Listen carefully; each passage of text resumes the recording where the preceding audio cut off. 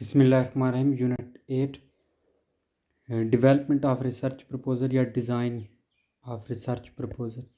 तो इस यूनिट के जो कंटेंट हैं उनमें हम पढ़ेंगे मीनिंग और रिसर्च प्रपोजल की इम्पोर्टेंस क्या है, डेवलप कैसे किया जाता है या उसे डिज़ाइन कैसे किया जाता है, इंट्रोडक्शन कैसे है, डिज़ाइन है या रेशन वर्क, फिर एक्सपेरिमेंटल मेथड क्या यूज़ होते हैं, प्रोसीजर कैसे लिखते हैं, मेजरमेंट कैसे करते हैं, रिजल्ट डिस्कशन और कंक्लूजन वाले चैप्टर कैसे लिखते हैं रिसर्च रिपोर्ट में या रिसर्च प्रपोजल में, फिर रेफरेंस कैसे देते हैं एंड पे, और पब्लिकेशन रिसर्च जर्नल के, यानी आपने अगर किसी जर्नल में पब्लिश करवाना है पेपर या रिपोर्ट तो वो आप कैसे करवा सकते हैं। अब रिसर्च प्रपोजल होता क्या है? The proposal describe what the proposed research is about. तो सबसे पहले वो उसमें ये होता है कि आपका टॉपिक क्या है, यानी आप किस चीज़ के बारे में रिसर्च कर रहे हैं, what is trying to achieve and how it will go about doing that. आप क्या अचीव करना चाह रहे हैं और कैसे ये जाएगा। जैसे मोस्टली आप जो है 8-6-13 जो सब्जेक्ट है उसमें रिसर्च होता है, प्रोजेक्ट तो प्रपोजल, तो उसमें आप जो है ना वो रिसर्च करते हैं। कोई भी टॉपिक आपको दिया जाता है कि स्टूडेंट में कॉन्फिडेंस कैसे डेवलप किया जाए, इस तरह what will we learn from that, हम उससे क्या सीखेंगे, why it is worth learning, और इसके सीखने के फ़ायदे क्या होंगे। The 3 most basic question useful in guiding development of proposal कि what is the purpose of the research, what are we trying to find out.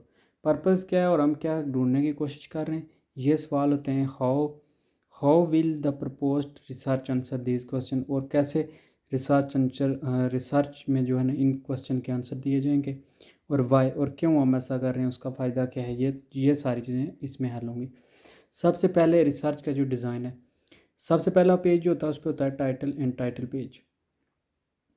आपके टॉपिक का टाइटल होता है, ठीक है, कि फॉर एग्जांपल 20th सेंचुरी में हो रहा है जी के in 21st century how to develop confidence in students, या develop confidence in student by the technique of debating या डिस्कशन मेथड।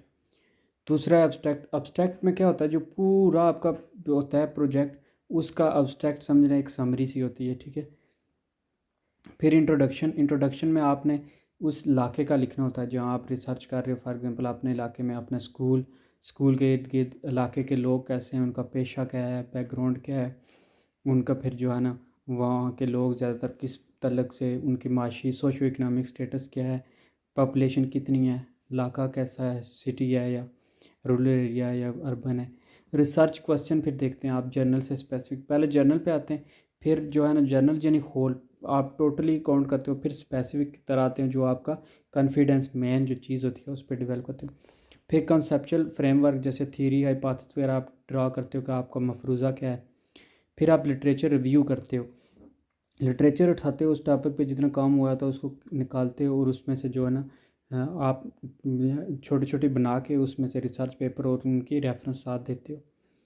फिर मेथड में क्या है, डिज़ाइन स्ट्रेटजी या फ्रेमवर्क। आपने स्ट्रेटजी सैम्पलिंग, आपने सैम्पलिंग कैसे की, डाटा कलेक्ट कैसे किया, इंटरव्यू किए या आपने जो है ना सर्वे किया। इंस्ट्रूमेंट एंड प्रोसीजर, इसके दौरान आपको इंस्ट्रूमेंट कौन कौन से आपने यूज़ किया, प्रोसीजर कौन सा, डाटा एनालिसिस फिर कैसे किया, किसी डिवाइस में किया या एक्सेल में किया, वर्ड में किया। सिग्निफिकेंस इसके क्या थे, लिमिटेशन और डीलिमिटेशन, लिमिटेशंस क्या थी अगर मुनासिब हो तो लिखें। Consent, access and human participant protection, तो ह्यूमन को ने कितना पार्टिसिपेट किया, कैसा उनकी रजामंदी थी। फिर एंड पे आप रेफरेंस देते हो कि आपने डेटा कहाँ कहाँ से नेट से उठाया है या किस किस वेबसाइट से उठाया या किसी रिसर्च पेपर से निकाला है या बुक से। और एंड पे अपेंडिक्स होता है कि जिस पे आप टेबल लिखते हो कि आपका बजट और इंस्ट्रूमेंट वगैरह के बारे में। अब एब्स्ट्रैक्ट और टाइटल में क्या होता है, an abstract is brief summary whether of a proposal or a finish study. तो एंड पे जो प्रपोजल पूरा जब आप लिख चुके होते हो तो उसका आप एक एब्स्ट्रैक्ट निकालते हो, ठीक है, थोड़ा सा बीच में से निचोड़ यानी निकालते हो। जो abstract play an important role in the research literature and they are required in proposal in dis dissertations and in research article in most refereed journal. तो एब्स्ट्रैक्ट बड़ा इंपॉर्टेंट रोल प्ले करता है। अगर आप पूरा कोई रिसर्च पेपर नहीं पढ़ सकते तो आप सिर्फ एब्स्ट्रैक्ट पढ़ लें तो तकरीबन आपका जो है ना 50 से 60% मेन जो पर्पज़ होता है रिसर्च का और जो कंक्लूजन होता है वो आपको समझ आ जाए। इसलिए एब्स्ट्रैक्ट ज़रूरी होता है कि आप भी एब्स्ट्रैक्ट पढ़ें और अगर कोई फ्यूचर में काम करता है तो उस वो अब्स्ट्रैक्ट पढ़ेगा तो वो काफ़ी चीज़ें समझ जाएगा, उसके लिए आसान हो जाएगा रिव्यू ऑफ लिटरेचर करना। Abstract and titles are the heart of the hierarchical indexing system for the research literature which becomes more and more important as the volume of research continues to build। तो जो है ना research के लिए ये बड़ा ज़रूरी है, आगे वाले बंदे जो बंदे नेक्स्ट काम करेंगे उनको भी बड़ा हेल्प करता है ये जो एब्स्ट्रैक्ट है। This indexing system enables researcher first to scan a title to see if they need to go further into a project. Title पहले वो देखते हैं कि टाइटल ठीक है, उनके काम के मुताबिक है, उनको काम आएगा, फिर वो जो है ना एब्स्ट्रैक्ट देखते हैं। If so, they can go to the abstract, which will tell them more and perhaps enough if they need go still further. The last chapter will often contain a summary of study and its finding in more detail than the abstract. Then they can then go to the full report if they need still more detail about the research. तो abstract कुछ लोग पढ़ के understand कर लेते हैं, समझ जाते हैं, लेकिन फिर भी अगर वो पूरा पढ़ते हैं, पूरा नहीं भी पढ़ते, अगर वो लास्ट पेज तक जाते हैं तो लास्ट पेज पे होती है समरी। समरी भी अब्स्ट्रैक्ट की तरह ही होती है, लेकिन समरी में सिर्फ थोड़ा ज़्यादा डिटेल होती है, इस वजह से वो ज़्यादा हेल्प कर देती है। Good abstract writing requires the skill of saying as much as possible in as few word as possible. तो जो फ्यू वर्ड के कुछ वर्ड में अब्स्ट्रैक्ट जो अच्छा अब्स्ट्रैक्ट होता है, कुछ वर्ड में वो पूरी बात को समझा देता है। प्रपोजल के लिए जो अब्स्ट्रैक्ट है वो नीड होती है, डील करता है दो मेन इश्यूज़ को।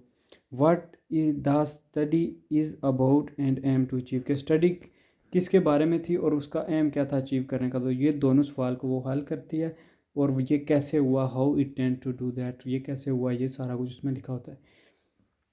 रिपोर्ट के लिए अब्स्ट्रैक्ट जो होता है ना, उसमें 3 मेन सेक्शन होती हैं। फिर द अबाउट टू पहली 2 जो कैसे क्या करना था और कैसे अचीव हुआ, तीसरे में क्या होता है समराइज़ करते हैं उन सबको वर्ड्स को, ठीक है। और उसके बाद abstract should give an view on overview not just of the study itself but also the argument behind the study and this should run through these sections. तो ये अब्स्ट्रैक्ट जो है ना बड़ा स्टडी के बिहाइंड द स्टडी और फिर जो है ना सेक्शन में जो आप काम करते हो वो सारे की डिटेल देता है। Together with the title the abstract is written last since it is difficult to summarise what has not yet been written. तो अब्स्ट्रैक्ट एंड पे लिखा जाता है ताकि ये मुश्किल ना हो कि क्या लिखें क्या नहीं, इसलिए उस पूरे का निचोड़ लिख दिया जाता है। अब्स्ट्रैक्ट एंड टाइटल में titles also have importance in the research literature indexing process as indicated. तो टाइटल में जो होता है ना वो लिटरेचर इंडेक्सिंग प्रोसेस होता है जिसमें इंडिकेट करता है in the research literature index किया जाता है। Therefore a title should not just be an after thought nor should it use word or phrases which obscure then rather than reveal meaning. तो ये जो title है ये कोई after that नहीं होना चाहिए, बल्कि एक फ्रेज़ होनी चाहिए या एक सिंपल सा नाम होना चाहिए ताकि इजीली लोग इसको ढूंढ सकें, सर्च कर सकें। The title should convey as much as information possible in few words as possible. तो टाइटल ऐसा होना चाहिए कि कुछ वर्ड्स में जो है ना आप बहुत सी इन्फॉर्मेशन कन्वे कर सकें। फॉर एग्जांपल के कॉन्फिडेंस इन स्टूडेंट, तो इसमें पूरा हो के समझ आ जाए पढ़ने वाले को कि ये कॉन्फिडेंस के बारे में होगा। इंट्रोडक्शन, आप पहला चैप्टर जो होता है introduction and context. There are many ways a topic can be introduce and all topics have a background and a context. तो बहुत से तरीके हैं किसी चीज़ को इंट्रोड्यूस करने के, किसी टॉपिक को, लेकिन इसके जो बैकग्राउंड और कॉन्टेक्स्ट जो होता है बेहतरीन तरीका यही है कि वो पहले लिखा जाए कि आप किस लिए रिसर्च कर रहे हो, उसका बैकग्राउंड क्या है, कॉन्टेक्स्ट क्या है। These need to be dealt with in the introduction which set the stage for the research. तो इन चीज़ों को जो उसका बैकग्राउंड है या कंटेक्स्ट है इसको पहले डील किया जाता है ताकि उसका टॉपिक डिवेल्प हो सके। स्ट्रॉन्ग जो इंट्रोडक्शन होता है वही इंपॉर्टेंट कन्विंसिंग प्रपोजल होता है, वही प्रपोज करता है कि आप जो है ना its purpose is not to review the literature but rather than to show generally how the proposed study fits into what is already known and to locate। तो इसमें इंट्रोडक्शन में बेसिकली ये लिखा जाता है कि उसका बैकग्राउंड क्या है, उस पर कितनी रिसर्च हुई है, तो आप उसमें से क्या रिसर्च करना चाहते हो, आप हाइपोथेसिस इस इंट्रोडक्शन के बाद डेवलप करते हो। इंट्रोडक्शन क्लियर होता है, आइडेंटिफिकेशन होती है टॉपिक एरिया की, स्टेटमेंट पर्पस होता है इसका, और इसमें रिसर्च क्वेश्चन भी एंड पे लिखे जाते हैं ताकि जो है ना कि ये हमारा पर्पज़ है इंट्रोडक्शन में, कि हमारे इंट्रोडक्शन हमारे टॉपिक का ये पर्पज़ है, ये सारी चीज़ें उसमें मेंशन होती हैं। फिर specific feature of the propose study can also be identified here age appropriate. For example तो कुछ जो स्पेसिफिक पर्पस होते हैं वो भी लिखे जाते हैं कि if personal knowledge or per experience from an important part of the context, or if personal knowledge or experience from an important part of the context, preliminary or pilot study have been done if the study will involve secondary analysis of existing data। तो इस तरह जो है ना if करके आप सवाल करते हो, हाइपोथेसिस डेवलप करते हो, ताकि जो है ना इंट्रोडक्शन के बाद कि ये चीज़ें हमने लेटेस्ट स्टडी में जो है वो उनको एविडेंस उनके ढूंढ रहे हैं, उनको प्रूव करना है। क्वालिटेटिव प्रपोजल के लिए क्या है, 2 पॉइंट्स जो है ना अप्लाई होते हैं। One is the first general evaluation question कुछ एवेलुएशन क्वेश्चन हो, और दूसरा है कि specific where on the structure continuum is the propose study, तो कहाँ प्रपोज होगा। पहले में क्वेश्चन के आंसर करने जनरल टर्म्स वगैरह लिखी होती हैं reader early in the proposal, और दूसरे में जो है वो continuum is the propose study क्या है। This strongly influence later section of the proposal, तो ये फिर प्रपोजल की जो लेटर सेक्शन है उसको भी इन्फ्लुएंस करता है।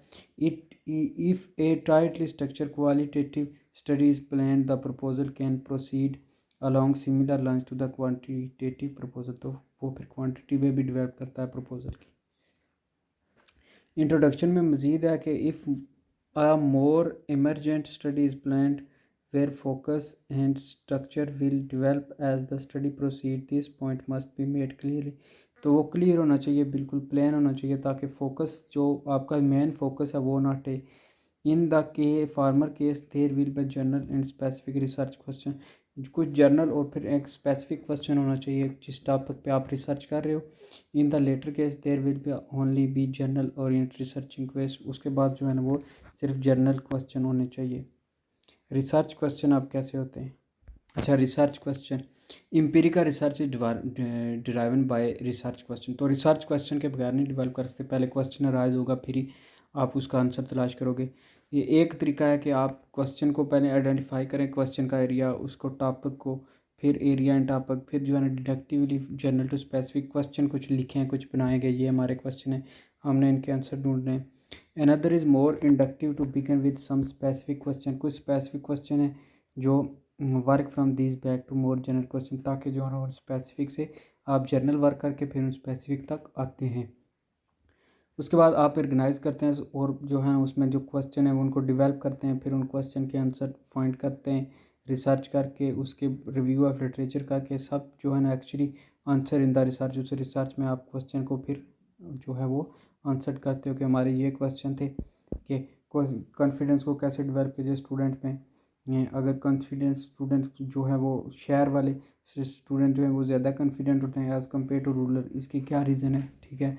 तो क्या सोशल इकोनॉमिक जो है वो जो कंडीशन है वो अफेक्ट करती हैं कॉन्फिडेंस को।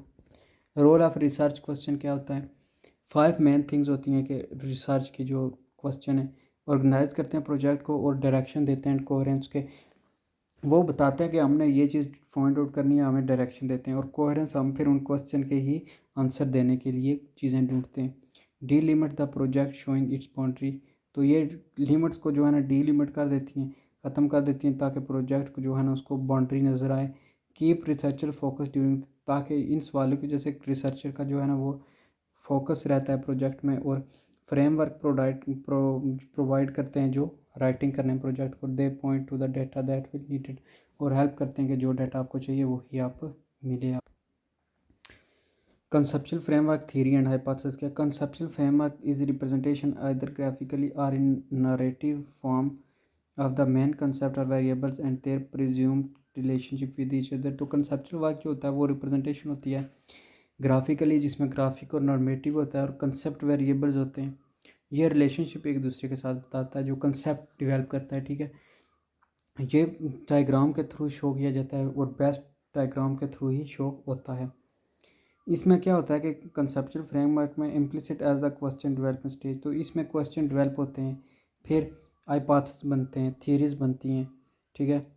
तो in those cases development of the research question and the conceptual framework goes hand in hand, तो वो हाथों हाथों बन जाता है और उसका हाइपोथेसिस बनता है, फिर ये डायरेक्शन देता है और सम जो है ना रेसिप्रोकल वे देता है जिसके थ्रू आप चीज़ों को इंटरेक्ट करके रिसर्च करते हो।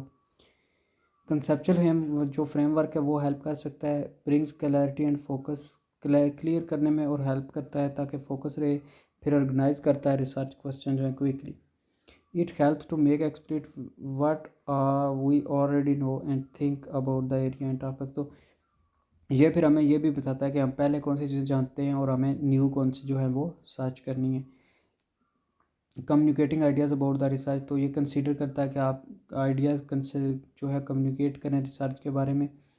Therefore, it can simply the preparation of the research proposal and also can also make it more convincing। तो ये कन्विंस करने में भी हेल्प करता है ताकि जो आपका कंसेप्चुअल फ्रेमवर्क है, आप कंसेप्ट देते हो अपने रिसर्च प्रपोजल के बारे में। It encourage selection and assist in focusing and delimiting thinking during the planning stage. तो ये सिलेक्शन को इनकरेज करता है, आपने क्या सिलेक्ट करना है, फिर असिस्ट करता है फोकस और डिलिमिट करता है थिंकिंग और। लिटरेचर क्या है? लिटरेचर होता है जो चीज़ें पहले काम हुआ है, आपने उसको रिव्यू करना होता है, कोई रिसर्च पेपर या उस टॉपिक के बारे में। The proposal needs to be clear on the position taken with respect to the literature in the propose study. तो प्रपोज स्टडी में लिटरेचर का बड़ा रोल है। इसके थ्रू आप क्लियर करते हो कि इस पे जो टॉपिक है इस पे कितना काम हो चुका है, किस तरह का काम हुआ है और आपने क्या नया किया है। There are three possible. तो लिटरेचर को रिव्यू किया जाता है कंप्रेहेंसिवली और in advance of the study को। स्टडी अपने को एडवांस करने के लिए आप लिटरेचर को रिव्यू करते हो मोर कंप्रेहेंसिवली। और फिर ये भी आपके प्रपोजल का पार्ट आता है, एक आपका पूरा एक चैप्टर होता है रिव्यू ऑफ लिटरेचर, जिसमें आप लिखते हो कि मैंने लिटरेचर रिव्यू किया, उसमें हर empirical stage of the research के उसमें लोगों ने क्या रिसर्च किया हुआ था, उसमें साथ आप छोटा सा रेफरेंस भी डालते हो कि ये पेपर मैंने यहाँ से उठाया, ये टॉपिक, ये पेज, ऐसे ही पैरा, ठीक है। But that review will not be done until the proposal is approve. तो वो अप्रूव होने तक नहीं हो सकता। In this case the nature and scope of the literature to be reviewed should be indicated. तो उस फिर आप उसको इंडिकेट भी करते हो कि ये यहाँ से मैंने रिव्यू किया है। Literature will deliberately not be reviewed prior to the empirical work but will be integrated into the research during the study as in the grounded theory। in this case the nature and the scope of literature should be indicated। तो इसका बड़ा scope है literature का, क्योंकि इसके बगैर आप कुछ नहीं कर सकते रिसर्च में। आपको पता होगा तो तभी आप कुछ करोगे, हेल्प मिलेगी तभी कोई जो है ना आपको डायरेक्शन, कोई सिंबल, कोई लाइन मिलेगी, आप आगे बढ़ोगे। For some qualitative proposal, the literature may be used in sharpening the focus of the study and to give structure to the question and design। तो क्वालिटेटिव जो प्रपोजल है, क्वालिटी उसकी इंक्रीज़ करने के लिए लिटरेचर बड़ा इंपॉर्टेंट रोल प्ले करता है। वो उसको फोकस को शार्प करता है और स्टडी को जो है ना उसके स्ट्रक्चर को और क्वेश्चन को डिज़ाइन करने में हेल्प करता है। If so this should be indicated along with how it is to be done. तो ये फिर शो करता है कि आप कैसे जो है ना अपनी रिसर्च को आगे बढ़ाएंगे, कैसे जो है ना वो लिटरेचर से हेल्प लेंगे। In all cases the researcher need to connect the propose study to the literature. तो इन सब केसेस में रिसर्चर को चाहिए कि वो लिटरेचर के साथ कनेक्टेड रहे। मेथड कौन से यूज़ होते हैं? डिज़ाइन होता है, स्ट्रेटजी होता है और फ्रेमवर्क। तीन चीज़ें आप करते हो, डिज़ाइन करते हो, यानी for the basic quantitative design, experimental, quasi experimental and correlation survey design or variation of them the conceptual framework may be shown here instead of earlier. तो इसमें जो है ना आप डिज़ाइन करते हो और आप कलेक्शन चेक करते हो, चीज़ों पे एक्सपेरिमेंट करते हो, उनके दरमियान सर्वे करते हो और फिर आप एक कंसेप्चुअल फ्रेमवर्क डेवलप करते हो। क्वांटिटी जब तो आपको चाहिए होती है, जब क्वालिटी होगी तो आप जो है location of the study along with the structure quantity is particularly important for its design. तो क्वालिटी के लिए आपको लोकेशन का भी पता होना चाहिए कि आप कहाँ से जो है ना रिसर्च कर रहे हो, कौन सी कर रहे हो और किस तरह की रिसर्च कर रहे हो, उस जगह का आपको पता होना चाहिए ताकि आपकी वो क्वालिटी अच्छी हो। क्वालिटी को बेहतर बनाने के लिए आप केस पे स्टडी करते हो कुछ, जैसे कि कॉन्फिडेंस की बात हो रही थी कि जो है ना आप दो चार स्टूडेंट रूरल के, दो चार जो है अर्बन के लेके उनका मुकाबला करोगे, फिर उनकी एथनोग्राफी, उनकी ग्राउंडेड थ्योरी डेवलप करोगे कि बेसिक क्या है, बेसिक इलाका क्या डिफरेंस है, कैसे डेवलप होगा कॉन्फिडेंस। फिर क्वालिटेटिव स्टडी के लिए आप जो है ना इशू डेवलप करते हो जो प्री डेवलप कंसेप्शन फ्रेमवर्क हैं and the position of the study on the matter should be indicate. और जो आपने स्टडी की है पोजीशन उसकी आप भी इंडिकेट करते हो। ए फुली और partly pre develop framework should be shown. एक फुल या पार्टली जो है ना प्री डेवलप फ्रेमवर्क है वो आप शो करते हो। Where one will be develop it needs to be indicated how that will be done. तो आप जो है ना जब एक डेवलप होता है तो आपको फिर ज़रूरत होती है कि वो आप दूसरा भी शो करते हो कि वो हो गया है। This will interact with data collection and analysis and may be better dealt with their. तो ये डाटा कलेक्शन और जो इंटरेक्शन है उनके दरमियान उसमें हेल्प करता है और उसको थ्रू करता है। मेथड क्या है, आप सैम्पल कैसे करते हो। The three key sampling issues for quantitative researcher and the size of the sample, how it be selected and claim made for us representativeness। तो सैम्पल के बारे में यह है कि आप सबसे पहले क्वांटिटेटिव रिसर्च के लिए ये ज़रूरी है कि आप सैम्पल का साइज़ क्या है, आप उसे कैसे सिलेक्ट करोगे और आप उसे रिप्रेजेंट कैसे करोगे। Qualitative proposal should be deal with the questions of who or what will be studied and why. तो अगर क्वालिटी आपने रिसर्च करनी है तो आप फिर कैसे, कब, क्यों, कैसे करना है ये होगा। सैम्पलिंग स्ट्रेटजी है जो इंपॉर्टेंट है, both type of study and its logic needs to be clear. तो साइंटिफिक सैम्पलिंग स्ट्रेटजी ज़रूरी है और लॉजिकल नीड भी होनी चाहिए कि ये क्लियर करे। Where the sampling strategy itself is emergent as in theoretical sampling this needs to be explain. तो इसको एक्सप्लेन भी करना चाहिए। अब डाटा कलेक्शन कैसे करते हैं। टू मैटर्स हैं। आप डाटा कलेक्शन में क्या है, दो तरह के मैटर आप डाटा कलेक्शन में सॉल्व करते हो। एक डाटा कलेक्ट करते हो, दूसरा प्रोसीजर करते हो कि आपने इंस्ट्रूमेंट कैसे एडमिनिस्टर करने हैं। अब क्वांटिटेटिव स्टडी पर्पज़ के लिए आपके जो इंस्ट्रूमेंट हैं वो पहले से एग्जिस्ट करते हैं, आपने बस इंफॉर्मेशन साइकोमेट्रिक करेक्टरिस्टिक अवेलेबल होती है, आपने रिपोर्ट देनी होती है। जबकि इंस्ट्रूमेंट जो होते हैं वो डेवलप हों तो steps for developing them should be shown. तो उनको कैसे डेवलप करना है ये भी आपने शो करना होता है अगर आप इंस्ट्रूमेंट खुद के डेवलप कर रहे हो। क्वालिटेटिव स्टडी के लिए जो है ना, जो इंस्ट्रूमेंट यूज़ होते हैं वो observation, casual, structure interview, the same comments apply. तो वही कमेंट्स अप्लाई होते हैं। अब डाटा लेस जो structure qualitative data collection techniques होती हैं उनमें आप डिस्कस कर सकते हो ऐसे ही जो है ना लेस जो क्वालिटेटिव होती हैं। ठीक है, जो बहुत क्वांटिटेटिव और क्वालिटेटिव स्टडी होती है उसके लिए आपको प्रोसीजर जो होते हैं वो डाटा कलेक्शन डिस्क्राइब करना पड़ता है। उसकी डिस्क्रिप्शन उसकी जो है वो शुड भी डिस्क्राइब्ड होना चाहिए और उसका जो है ना एक्टिविटीज़ भी चूजन होनी चाहिए। Possible threats to the validity of the data can also भी इंडिकेट है कि कुछ डाटा को थ्रेट भी हैं, फॉर एग्जांपल इंस्ट्रूमेंट की कोई एरर हो सकता है, तो ये चीज़ें भी मेंशन कर दें। डाटा एनालिसिस, फिर जो डाटा एनालिसिस है वो क्वांटिटेटिव अगर प्रपोजल होता है वो इंडिकेट करेंगे स्टैटिकल प्रोसीजर। स्टैटिक्स आप यूज़ करें, mean, mode, median, process, mathematical, numerical जो फॉर्म में डाटा शो करें। फिर क्वालिटेटिव प्रपोजल के लिए आप जो है ना उसको components of the study fits करें कि गुड है, सेटिस्फाई है, क्वालिटेटिव उसकी बताने के लिए। फिर एप्लीकेबल बताने के लिए both types of proposal should indicate what computer used is planned in the analysis of data. तो आपको ये भी बताना होगा कि आप कौन सा किस तरह कंप्यूटर आपने यूज़ किया डाटा एनालिसिस में। सिग्निफिकेंस में क्या है, particular topic and its context will be determine the study significance. तो टॉपिक के थ्रू ही आप सिग्निफिकेंस जो है ना उसके कर सकते हैं। Three general areas and significance के लिए जिसमें आप to knowledge in the area, आपको नॉलेज होना चाहिए एरिया का, to policy consideration and to practitioners. The first of this contribution to knowledge, knowledge होना चाहिए पहला ताकि जो है ना आप अच्छे से टॉपिक को चूज़ कर सकें, लिटरेचर रिव्यू कर सकें। दूसरा ये कि one function of the literature review is to indicate the gaps in the knowledge in the area. तो दूसरा ये है कि आपको बताएगा कि गैप क्या है आपके नॉलेज एरिया में, लैग कहाँ है।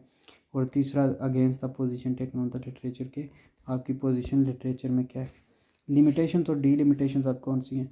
एनी स्टडी है limitations and noted in the proposal which should argue known the less for the importance of the work. Importance of the work के बगैर कोई जो लिमिटेशंस हैं कि उसके बगैर कोई बात ना करे, सिर्फ काम की बात करें। डी लिमिट्स मीन के drawing boundary around the study and showing clearly what is and what is not included. तो डी लिमिट्स के कुछ चीज़ें शामिल हैं कुछ नहीं है शामिल, तो उसके लिहाज से आपने टू द पॉइंट काम करना है। This is something useful in avoiding misunderstanding by the reader. तो ये फिर मिसअंडरस्टैंडिंग नहीं होती क्योंकि जब आप ज़्यादा करते हो तो फिर वो फिर भटक जाता है। अब consent, access and human participant. तो issue rising early in the project, जो स्टार्टिंग होता है कि वर्थीनेस ऑफ क्या प्रोजेक्ट ठीक है, कॉम्पिटेंस बाउंड्री सही है, इन्फॉर्म कंसेंट क्या, लोग रजामंद है, बेनिफिट्स क्या हैं, कॉस्ट क्या है और रेसिप्रोसिटी कितनी है। Issues arising as a project, जब डेवलप हो जाए तब खारमेंट रिस्क के, ये नुकसान तो नहीं पहुँचाएगा या इसका कोई रिस्क तो नहीं है। हनेस्टी एंड ट्रस्ट का मसला आ जाता है कि हनेस्टी है या ट्रस्ट है। फिर प्राइवेसी, कन्फिडेंशियली एंड एनोनिमिटी आ जाता है। फिर इंटरवेंशन और एडवोकेसी आ जाता है। इशू राइजिंग लेटर इन और after the project, after the project क्या आता है, रिसर्च इंटीग्रिटी एंड इक्वालिटी की। ठीक है, रिसर्च में क्वालिटी है, इंटीग्रेट है, ownership of data and conclusion की, डाटा जो है वो रिलायबल है, use and miss use of, आप रिज़ल्ट का यूज़ या मिस यूज़ भी कर सकते हो। ये फिर रेफरेंस पॉइंट है। थैंक यू सुनने के लिए वीडियो को। अपेंडिक्स में वही चीज़ें एंड पे आपने डालनी है।